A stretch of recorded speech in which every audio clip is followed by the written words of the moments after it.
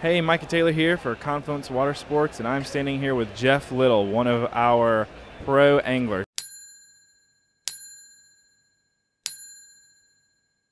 Jeff, how are you today, man? Doing well. How's the show been for you? It's busy. It's an eyeful. I've been teasing with Jeff. I've been trying to snag an interview with him for 2 days, and he's just over here killing it, just showing tons of people the new Ride 115X. Jeff, why don't you tell us a little bit about this boat? There are a lot of features that add durability to the boat, but the biggest eye popper when I do this right here, when I'm showing it to folks, pop that out, and it's fun to watch people when they see it come out and the gear's turning and they're trying to wrap their brain around what this is. I kind of leave a little bit of dead air for them to process. But is this like an alien pod or something? It is. Yeah, aliens are going to pop out of this hole right here and take over OR. No, it's this is for depth finders, and the transducers on the bottom here. It shoots through a hole, through a hole right in the bottom there. Your battery, your cables, everything goes right in there, and it's just a nice, clean way to set up a depth finder. The Lowrance guy actually set up another one. He had a big, nice big unit on there. It took him about 10 minutes to do the install. There's no drilling in the hull of the kayak. I think that's a big hurdle for guys that are first starting to put depth finders on kayaks, is they're afraid to drill holes. Well, you really, you don't need to drill any holes other than, putting your head unit up here and, putting your transducer on here, which is not gonna, scare people as far as, oh, am I gonna sink my boat? People usually get over it, but this is a good, good thing for them to get started with depth finders.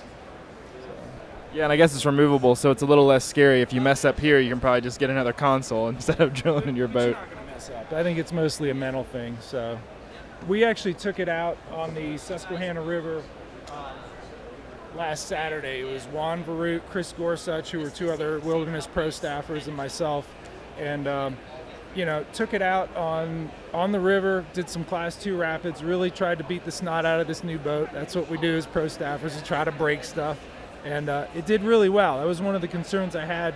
Are we going to be busting off these transducers going through, the rapids? And it did really well. There wasn't a scratch on the transducer. It's tucked up in there well enough. It's low enough that it's in the water. You're getting a good signal there, but it's not so low that you're going to bang it around. The other option, I think what people are doing now, are putting the transducer arms off the side. It creates a lot of drag when you're paddling. It's noisy. It creates that cavitation, which sort of defies the whole stealth aspect of kayak fishing. If you got this churning noise, coming at the fish and they're spooking, this is a nice, quiet way to sneak up on them, and it's just cleaner. Awesome, Jeff. Well, you're about to take off here in like 30 minutes. Where are you heading out to? Catching a flight. I think I got a layover in Atlanta, and then I'm home. And this time tomorrow I'll be on the Susquehanna River with my 2 kids. Awesome. No rest for the weary. 2 kids. Tell us about them. Sawyer and Cooper.